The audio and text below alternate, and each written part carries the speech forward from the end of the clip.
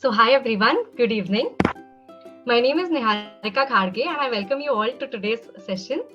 This is a new session as a part of YLCC's Legal Career-A-Thon series. I appreciate you all for being here, especially on a Saturday evening. Today we have with us Mr. Rohit Arora, who is here to guide us about the career as a taxation lawyer in non-metro cities. Rohit sir is an experienced tax associate skilled in GST, customs, indirect taxes and other business and commercial laws. He has a keen interest in legal writing and public speaking.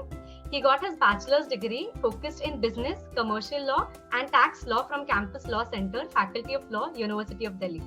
Thank you so much, sir, for taking out time from your schedule after a busy work week. I believe we all are very excited for this session. So without any delay, let us begin with the session. Also, if time permits, we shall have the audience's questions as well in the end of the session. So I request the audience members also to pin down their questions if they have any. So sir, beginning with your permission, so please tell us about your experience of being a commercial and tax litigation lawyer and how did you prepare yourself for this specialization considering how challenging the taxation field can be? And did you have a specific roadmap since your college days? Right. Hi. So good evening, everyone. First of all, thank you for joining on a Saturday evening. I understand first is a Saturday evening and that too a subject on tax. That's very difficult to understand. So I'll try to make it as comfortable and as entertaining I can make it. And congratulations, YLCC. First of all, it's a venture by my good friend Smarika on that aspect. So yes, the question which has been asked is that how did I actually plan to start as a tax litigation lawyer or as a tax lawyer for my college days? So the fact is that as you know that Campus Law Center is a part of Delhi University, wherein the law course is of 3 years. So and before that a graduation degree is a must. So I did a 3-year graduation course from Delhi University. That was a bachelor's in commerce. So I did my BCom from Delhi University, which obviously happened because I was a commerce graduate since my school days. So I did my schooling in commerce, then I did my graduation in commerce. So eventually my mindset was towards a little bit tilted towards the commercial angle. That was a fact. Now, since the college days, I was always a guy who used to love business laws, mercantile laws, tax laws. So that was a rare thing amongst the students during the law college. I was never a guy who used to love to talk about a criminal law or a case law on criminal jurisprudence. So that happened. That was maybe because I was always made to go to a tax litigation field. Eventually, the plan to start as a tax lawyer got its genesis during my final year of law college. So during my final year of law college, I had a complete roadmap in my mind that this is the year and I have to eventually get out of the college after a couple of months. So thereafter, I prepared a complete roadmap so as to where should I intern. I Googled about a good number of law firms who used to work in tax laws. So coincidentally, the time when I was graduating from the law college, that was year 2017. Eventually, as you all know, GST, that's a goods and services tax law, came up in the year 2017, and I was graduating in the month of May 17, while the GST law came into existence on July 17. So that was the time when all the media coverage was talking about GST. So, and that too, that was a tax. So I thought that, okay, this is something which is coming up. And I tapped that opportunity. That was a complete risk as well. I'll not say that it was something which I knew that it for sure the GST law would give me a good job or a good opportunity in my field. But it was a calculated risk. So yes, I took that. I started learning more about tax laws, especially the indirect tax laws, which were earlier being prevailed before GST, and GST, of course. So that helped me during my college days to prepare myself for the coming challenges as a lawyer who is going out in the field as a young lawyer in the tax arena. So yes, and so what happened that while I was during my last month of college, so there was a huge hue and cry about the PPO, and I understand it's a trend which is prevalent at the moment as well. So I was also a part of that race, wherein every friend of mine who used to say that I'm planning to get a PPO or I'm pushing to get a PPO. So I also got a PPO from, not a PPO though, I got interviewed by a law firm and I got selected before my graduation. So that too was a tax law firm who was specialized into GST and customs. So yes, that helped. And I obviously got selected because they saw that I've been learning about GST and they knew that, okay, this chap, even though he's a law student, he knows ABC of GST, a bit of GST. That helped me. Right. That was a wonderful beginning, sir. Yeah. Sir, you have worked with some major law firms in India, such as HSA Advocates, DSK Legal, and Phoenix Legal in the capacity of an intern and an associate. So what are the differences between the law firms and the companies in terms of pattern of work? So yes, I work with HSA Advocates. That's Hemant Sahai Advocates. That's one of the leading law firm and one of the best places to work. And coincidentally, YLCC's founder Marika is also someone who has worked with at HSA. So yes, HSA. I worked with HSA in their tax team. In addition to that, while after working at HSA, we got shifted to DSK Legal, which is again a leading law firm in India. And while Phoenix Legal is a law firm where I worked as an intern during my college days, and that too was a tax internship. So yes, the benefits of working or the exposure one gets while working with these kinds of law firms is humongous. You get to work on certain assignments which are actually a part of their national dailies. You actually so, for example, if you're working, you're working for a leading media company, and that too on a recent film which is going to come out the next Friday, and you're working on certain agreements or certain legal opinion how to decide the tax ratio of that. There's a dispute going around, and you see that, okay, this is a movie which is going to come around like after 2 weeks or 3 weeks. So that is something which is very happening at the these kinds of law firms, and that too for a young lawyer who has just graduated from a law college, thinking that, okay, GST is something new and I'll take time, and that actually gives an adrenaline rush to that young chap, and that too happened with me. So yes, working with these law firms was a very good opportunity for me, and by God's grace, I got that opportunity, and I tried to explore it as much as I could. While working as an intern at Phoenix, I also worked as an intern at various other law firms in the capacity of a tax intern in the tax team.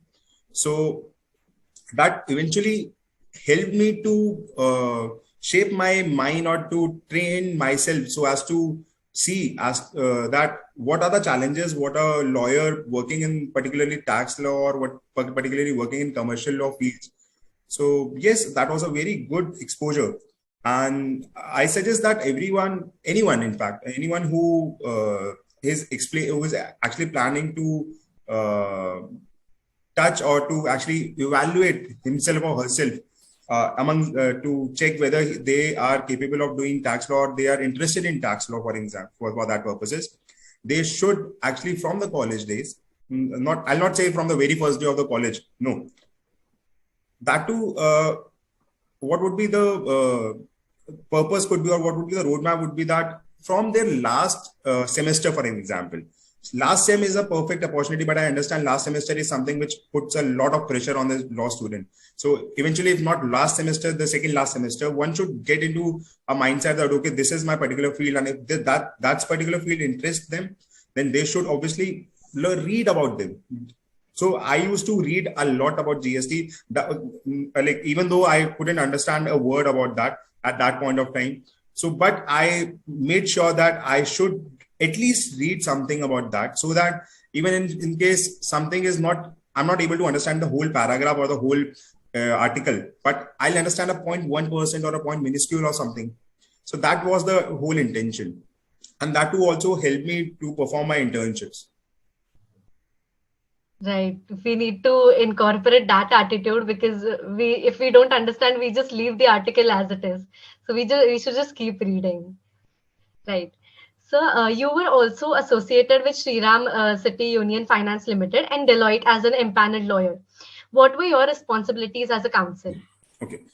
So talking about the Deloitte. So Deloitte is one of the big four accounting firms in India and overall world. There are certain organizations which they have their presence all over the world, like major where the industrialization or where the commercial aspects are more.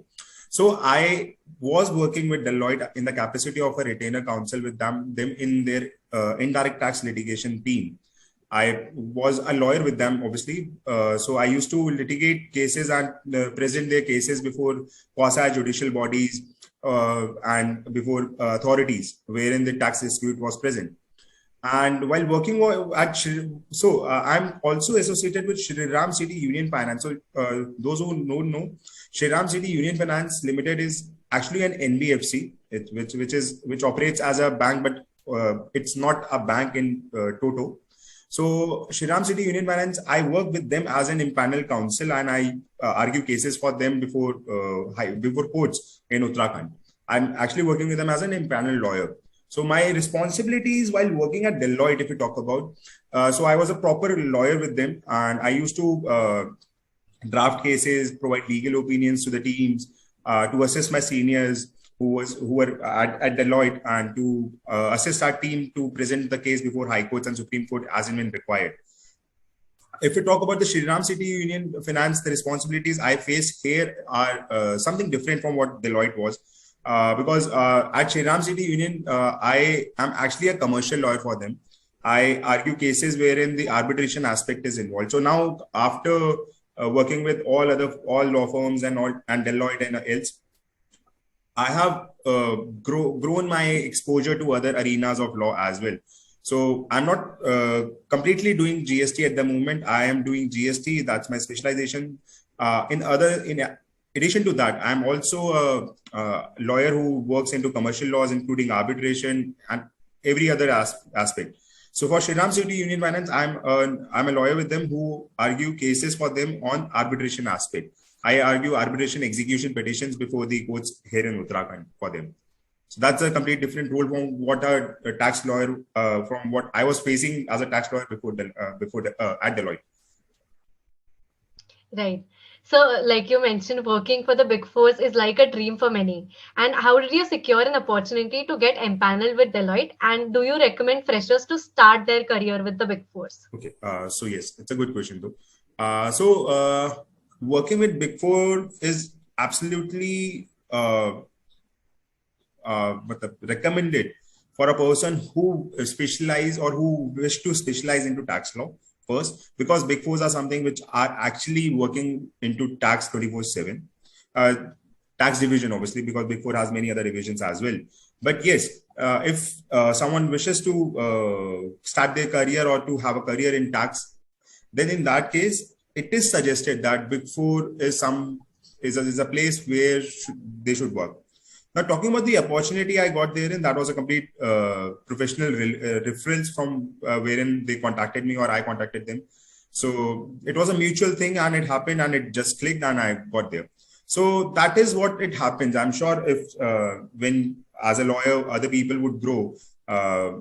So what they would see is that many of the opportunities which comes at your doorsteps are mostly from your friends or referrals. So yes, it happened with me as a referral, and I was at Deloitte, and I performed my job at the Deloitte. Now, if I recommend about working with a Big Four at the initial stage of a career or after stage, that it's not a matter, because at the end of the day, what a person has to see is whether they are comfortable in learning at Big Four or at a small law firm. But it is recommended because, as I said earlier, because Big Four is an organization which works into tax 24/7. While at a law firm wherein the commercial laws are also being dealt, you explore something which is obviously tax, including other laws as well. So, for example, if there's a building contract going around, and there's an agreement which is being shaped in regard to that aspect. For that purposes, obviously, you as a tax lawyer would understand the tax how the tax would work under this particular agreement. Now, this you would obviously get to learn when you're working with someone who is actually working into tax and contract laws as well. While at a big four, you would obviously be working with chartered accountants because it's a big four, it's an accounting firm, and they would not be dealing with the contractual aspects. They would be only dealing with what is the GST aspect on that.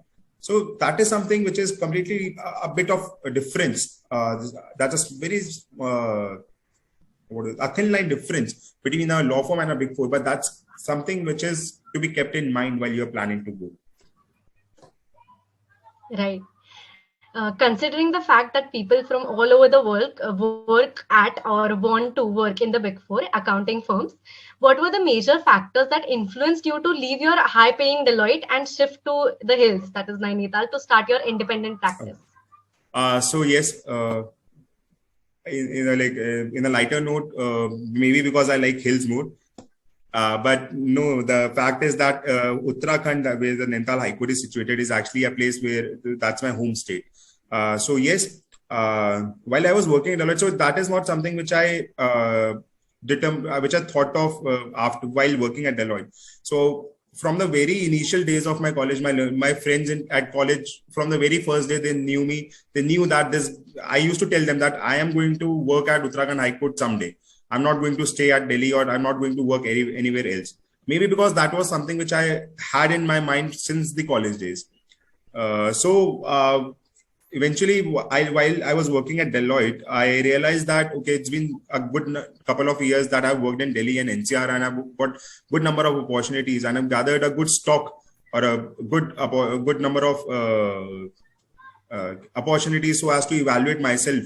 So I thought that, okay, this is something which is a risk I can take, and I can plan to go to my home state and plan my independent practice. Because at the end of the day, being a lawyer, I was always in the awe of being an independent counsel. So that led to my this maverick step, you may call it, because Deloitte was paying a good sum of money. That's a fact.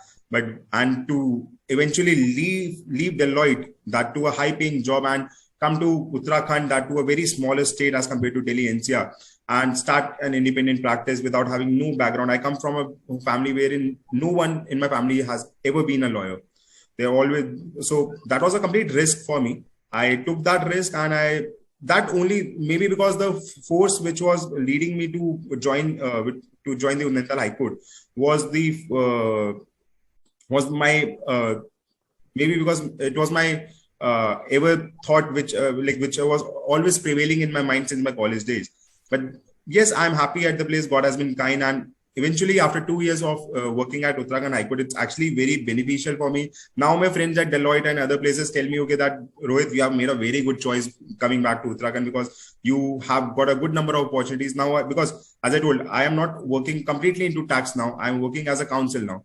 I do everything and anything which comes into my table, onto my table. So that's a benefit that one's get while working, because of the exposure that one has got through while working at different law firms, including Deloitte.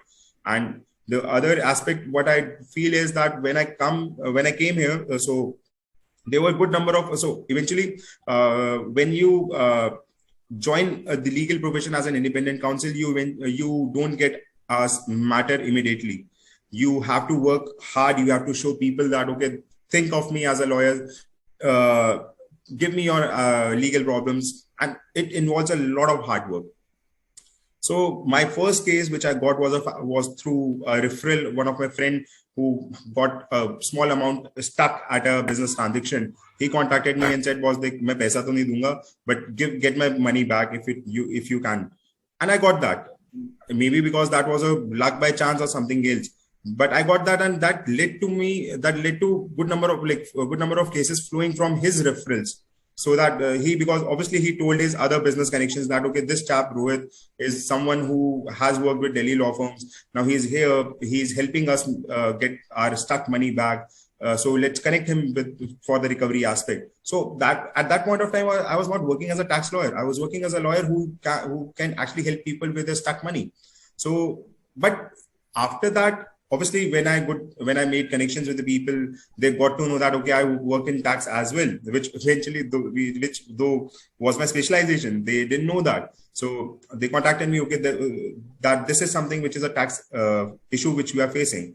Could you please provide an opinion, or could you please see that if there's a case pending, you can argue that. And I did that. So yes, that helped me. So yeah, coming to Nainital or Uttarakhand, for example, has been a very fortunate step for me by till now, and God has been kind in that regard. So good to know, sir. So shifting from your dream job to starting your own practice, what were the initial challenges you faced after quitting your job? And what suggestions or tips would you like to give to the other legal professionals that they must do before planning to leave or quit their jobs? Always have a clear mindset in regard to what you are doing, what you're going to do. Don't take a step blindfoldedly. Don't believe what your friends are saying, and don't get into a peer pressure at the very moment. Because the fact which is very important to be understood here is that your career is in your hands. That is something which is a complete truth, and it has to be understood in a very clear terms. Don't do something which your friends are asking you to do. Never believe what other people are saying. A lot of people have a habit that they would always push other guys. Okay, eventually realizing that this is something wrong for them, but they would do so, maybe because they get pleasure in that, but that's obviously sadistic. But the fact is that if your good friend is asking you that, boss, okay, this is my suggestion and a recommendation is different. So get good suggestions. No doubt suggestions are always welcome, but evaluate those suggestions in your own mind. This is something which has to be understood while you're planning to leave your job. If you are satisfied, if you have made a good calculation that, okay, this is something which I'm going to take, and this is something which is to be understood, it would be always helpful for you. This is a complete one piece of advice for a person who is actually planning to go out and start their litigation, because it's very clear that once you get into a litigation, and if you're leaving your job, that to a high paying job, to join a litigation role, then in that case you would obviously and certainly face a financial crunch on the first hand. That would happen. That's nothing to be ashamed of. That would happen because that is something which would take time. So people who are actually, there are certain people who are actually working with good law firms, but eventually at certain point of time, they cringe that they have not joined independent practice. And that's because they have always felt that, okay, monetary compensation is always important for them. And for that purposes, they have never achieved their dream of being an independent counsel. So yes, these are certain aspects that the person should evaluate while thinking of this question. Right. So clarity of thought is the only thing which will give you more choices and stay focused. So often students confuse the role of a tax lawyer with that of an auditor. So could you please clear the confusion? So very, very simple. An auditor is actually a chartered accountant and a lawyer is a law graduate. The simple line answer one gets from a dictionary. Okay, the fact is that an auditor is someone who is actually more into accountancy and more into audit of books or calculation role, while a lawyer is something different from that point of view. A tax lawyer is someone who, so there's a gray area which I would like to clarify here, is that person always have doubt. A lot of students don't touch tax law because they think that tax law involves a lot of calculations and I'm not going to do that. And for that purposes, they are never interested in tax. The answer to that is it's the wrong opinion that has been formed. The fact is the tax law is not, obviously it's tax, obviously it includes number, but it doesn't mean that it's always meant, it would always include numbers. So what has to be understood is that tax law obviously involves number, but that's a major participant of that. And you don't have to do calculations in that regard. You have to only analyze the tax law and interpret that and make an understanding. So yes, there's a doubt. While it being an auditor, if you are working as an auditor, obviously that involves role of like the numerical figures are more. For that purposes, you have to understand there's a complete difference between a lawyer and a tax and an auditor. However, when for example, if you're working on a tax issue, for that purposes, what would happen is that an auditor would give an aspect or give an understanding from a stand of a chartered accountant or someone who has gone thorough in the books of accounts. While a tax lawyer would be someone who would obviously take a gist of what is happening in the books of accounts and actually interpret the tax law in that regard. As simple as that. Right. So a following question. Is LLB plus CA a good combination? And should someone who is interested in taxation also pursue CA? That is, like you mentioned, chartered accountants. Yeah. So yes, no doubt LLB and CA, that chartered accountants, it's a good combination. It's no doubt a very good combination to perform your tax career. But as like I'll give myself as an example, I never did CA. I did CA till mid level, and I was not able to clarify.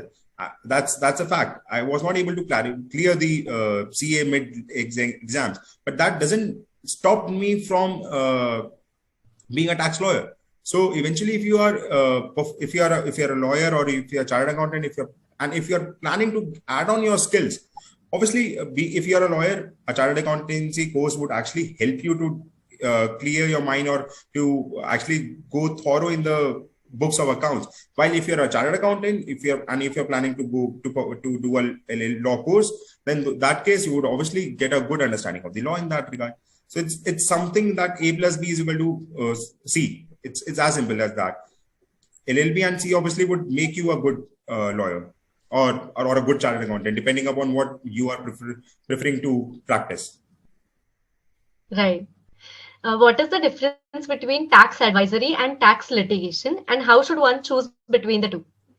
So, tax advisory and tax litigation is something which is while you're working as an advisor, you advise people in their tax issues. While in the tax litigation aspect, you fight cases for them. This is a clear answer for that. However, there is something like, for example, if you are a lawyer working into tax, in those cases, you would work as a tax advisor as well as a tax litigation person as well. While this is something a tax lawyer would do, but there are people who have thought or who are actually doing some completely different or one thing only. For example, if in Big Fours, for example, they are consultancy firms. So in that regard, there are certain people who are only doing tax advisories. So there are people who are involved only in tax advisories. There are people who are only involved in tax litigation. But at the end of the day, a person who is doing litigation of tax, he is always approached for tax opinion. So eventually he is an advisor as well. So that is something which is the fact. Right. The study of tax law in law schools is very mundane and basic. It requires more than just the law school knowledge to be a good tax lawyer. So how can one brush up on their skills and knowledge while they are still a law student? As I told, yes, it's no doubt tax is a very dry subject. But yes, if you are interested into that, you can learn it. People are learning rocket science as well, right? It's something which is very difficult, but they are doing that. So yes, if you are interested in tax, obviously you would read about tax and you would evaluate yourself as if you'll think about more tax problems, or you will think while reading something, you will think that, okay, this is something which I'm interested in. So as I did, I made sure during my law college that I should read something or anything about tax in a day. And obviously, as I told, I didn't understand all the things written therein. But that didn't stop me, for example, that I quit. I thought of quitting tax law as a career. That eventually helped me because if you're taking part in more discussions, for example, there are very, very good webinars now online provided, wherein you can actually participate and think about or learn about tax laws. So while being at a law college, that would actually help you to develop your skills. So nowadays, it's very easy to learn and learn about any particular subject of law. Right. What should a law student or graduate focus on the most if he or she is planning to enter into the taxation field?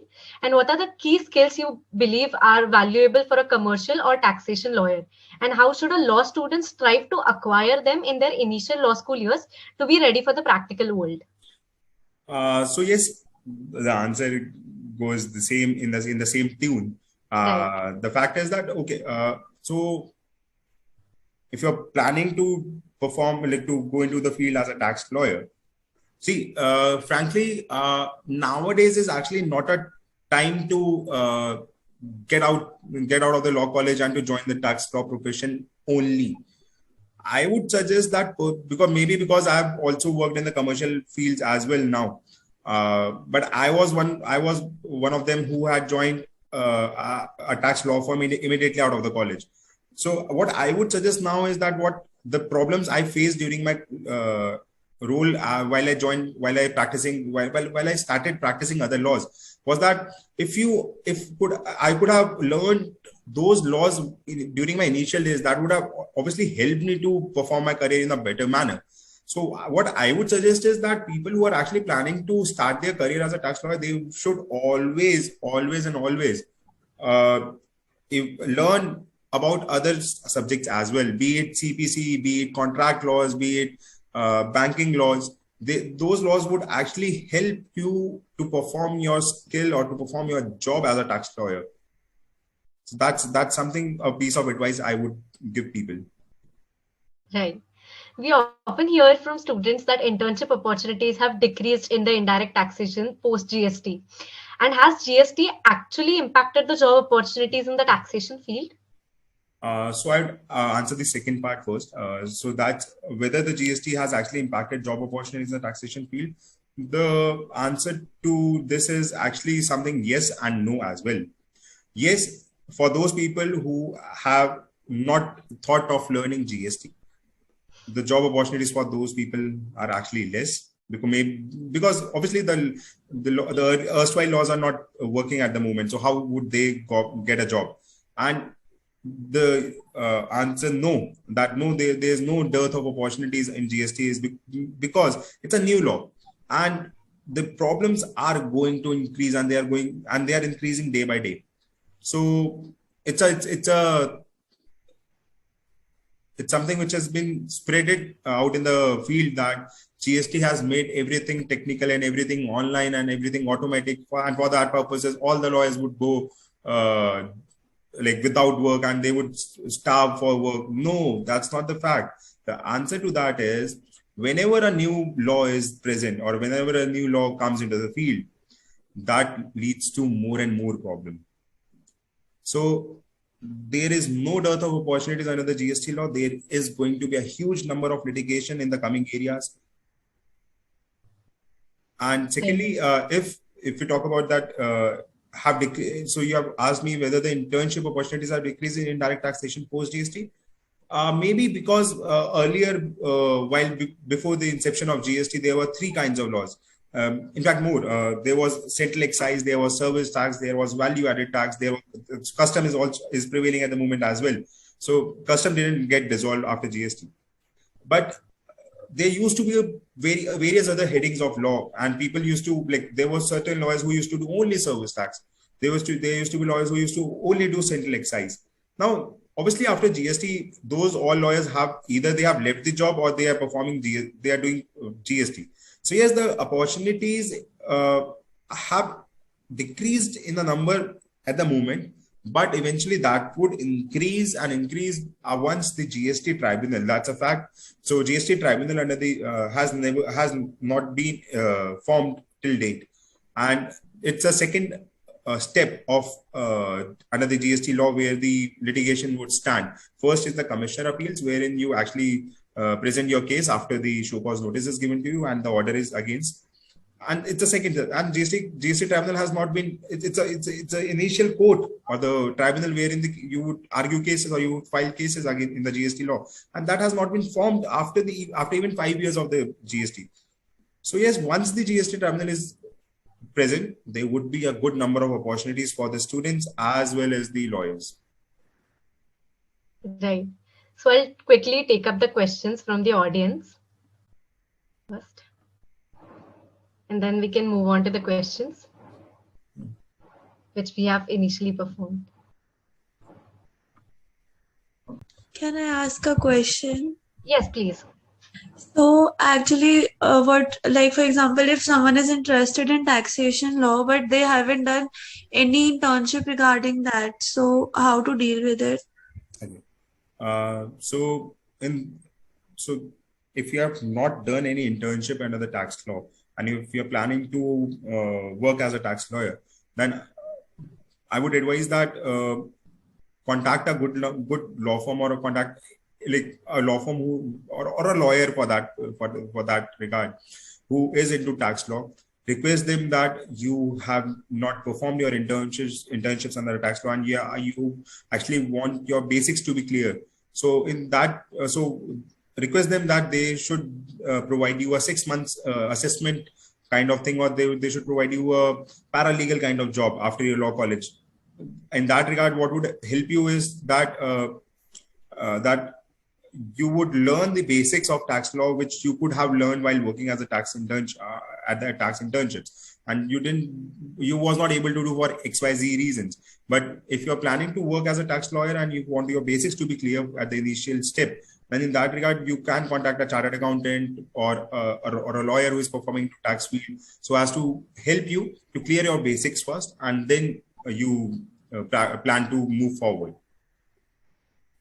Okay sir, like one more question sir, like जैसे कि आप court जाते हो, तो अगर for example मान लो कोई court में लिटिगेशन का काम नहीं कर रहा है और आप नॉर्मली एक फर्म के साथ एसोसिएटेड हो, लॉ फर्म के साथ, तो आपको कंपलसरी होता है बार में रजिस्टर करना? आई एम सॉरी, मैं समझा नहीं। आई एम सॉरी सर, जैसे कि जो लॉयर्स होते हैं कुछ कोर्ट्स में जाते हैं और कुछ कोर्ट्स में नहीं जाते हैं, डिपेंडिंग कि वो कहाँ पे काम करते हैं, किस फील्ड में काम करते हैं। yes. फॉर एग्जाम्पल, अगर कोई कॉर्पोरेट साइड में या किसी कमर्शियल में काम कर रहा है, बट वो लिटिगेशन की तरह नहीं जाते, लाइक कोर्ट में रिप्रेजेंट नहीं करते कंपनी या किसी को भी, तो उनको बार में मतलब वहां पे रजिस्टर करना जरूरी होता है? See, bar registration is something which is obviously you have worked, you have got a degree from a law college, and bar registration is actually something which would certify that you have cleared your bar exam. So that has to be collected from the bar council. I find no reason to not to collect your bar registration or bar certification. That would obviously help you when you so for example, if you're working as a corporate lawyer, but one fine day you think that no, I want to join my litigation, that's after 10 years after your graduation, then you would be in trouble to locate your bar council degree and look at your law college degree and then get it transferred or get it certified from the bar council. So in my opinion, registration from the bar council and has to be collected in this regard to whether you are going to join a corporate law firm or a corporate law field. That would create no hurdle for you, or that should not actually stop a person from getting a bar certification. Okay, sir. Thank you. Right. Thank you. Moving on to the next question. What are the expectations of law firms while hiring freshers in their tax advisory teams? So a law firm, whenever they are looking out for a fresher in their tax team, they obviously look out for a person who has his or her basics clear at least. Obviously, being a fresher, no one is expected to be have those skills or have those knowledge, have that kind of knowledge which a 5-year kind of lawyer would have. So obviously, when they look out for freshers, they want that the person who is being interviewed has his mind clear in regard to his thoughts first, and secondly that his basics are clear in regard to the tax law. That is something. And third, which is the very important thing, is that certain people who have worked at tax law firms, or they show in their resume that they have worked with tax law firms as an intern, after that, if they are being interviewed at a tax law firm for a fresher job, so that has to, those law firms, the person or the HR who is actually taking an interview, ask certain questions of what kind of work that person has worked as an intern. And if that's not clear to him, or that if he fumbles in regard to that, that creates a doubt in that regard. So yes, the law firms who are looking out for a fresher want that the person who is being interviewed should have at least certain amount of knowledge as a tax in the tax field. That is the simplest thing law firm thinks. Right. Is it more advisable to work in a tier 1 city or a tier 2 city? You have already answered that question, but if you want to add anything to it. Yes, tier 2 city or a tier or a mid city, or like which is developing. It's not a developed city. It's not a metro city. It's a non-metro city. So yes, it's kind of slow here. It's not as hectic or as volatile the Delhi environment or the Mumbai environment or any other big metro city has. So there are certain pros and cons as well. Here in the quality of life is good. You get to enjoy your work. You get to enjoy the weather. I practice at Nainital High Court, which is one of the most beautiful high court in the whole world, I think. And I get to like work as well as earn and as well as enjoy the weather. So it's always better. While at Delhi, there are pros and cons as well. In Delhi, obviously, the number of opportunities one could get is huge as compared to a lawyer in Uttarakhand. But there are cons as well. There's quality of life is something which is being degraded day by day. I was just seeing the news wherein the air pollution was high in Delhi. So there are certain pros and cons at every place. So that's the only thing which I think. Right. Could you please suggest resources which you think we must use as law students in law school if we are looking for being a tax lawyer career per se? Yes, that first, I'm not sure whether people here who are attending this lecture or while I was at law school, there was a case material which was provided to us. In Delhi University, we call it case mat, and the full form is case material, wherein the celebrated case of a particular law of that subject are mentioned, and those are printed. So case material is something which is very important. If you're not getting the case materials, try to research on the Indian Qanun is something which is very easy, which is accessible freely. Tax Guru is something which is freely available to all the people who are interested in tax. So in that regard, you can obviously research about that, get a good understanding, read about those people from those websites. And nowadays, there are a good number of forums wherein you can actually become a part of that, or there are a number of WhatsApp groups wherein day in, day out, you get a good number of messages. So in regard to this article is written on this topic, this article is on this topic, there are YouTube videos on that question. So I guess there are many forums and many avenues wherein the person can log in or join to learn. Right. Will a non-commerce background student be able to manage taxation litigation? Yeah, obviously, certainly. It doesn't matter that you are you didn't have commerce and you're thinking of becoming a tax lawyer. That's never a hurdle. There are people who have done BTech, or there are people who have had science in their college days, and they are performing good as a tax lawyer. I myself has a very good friend who's working with E&Y New York at this point of time as an international tax lawyer. He didn't have commerce in his school. He was a science graduate, but he did that, and he's performing very good in his career as a tax lawyer. So there's no the doubt which prevails that a commerce background is important for a tax lawyer. No, the answer to that is clear. No. If you have the zeal to unlearn, you would succeed. Right. You have also initially demarcated the roles of taxation lawyer and chartered accountants. So in continuation with that, is there a future for tax lawyers in India, given there are already CAs who are also taking up tax lawyers as their fields? Yes, obviously a role so once you are a lawyer, you are a lawyer. Do perform tax, do anything you want to do that. For example, if I'm a tax lawyer, I am not restricted so that I'll only perform the tax litigation, or I'll only do tax law. As I told, I'm doing anything and anything which is on my table now. likewise, if chartered accountants are planning to do law, you can't stop them. That is something which is an opportunity for them, and they would obviously avail that. If we as lawyers got an opportunity, for example, hypothetically, that by performing a 6 months diploma, you would get a chartered accountant degree, we would obviously do that. That is something, obviously, if a chartered accountant is being given an opportunity to do law, so they would learn law, and you cannot stop a person from learning anything. But the fact, and which is something which is to be understood, is that if a person, for example, if a lawyer has done a chartered accountancy course, or if a chartered accountant has done a LLB course, he can perform only as a single identity. He cannot work as a lawyer and a chartered accountant simultaneously. He has to surrender one of these certification of COP, certificate of practice. If he wants to perform as a tax lawyer, he would obviously not take up his CA COP, certificate of practice, for that purposes. And if he wants to perform as a lawyer while being a CA, he has to drop his COP as a CA and perform as a lawyer. Right. In the chat box, there is one question that one person had heard that you cannot have a CA registration and bar registration simultaneously at the same time. So I believe sir has answered that question as well. Yes. Right. So the answer to that is simple. That yes, obviously, if you are a CA and you have a bar registration, you have to surrender one of them either.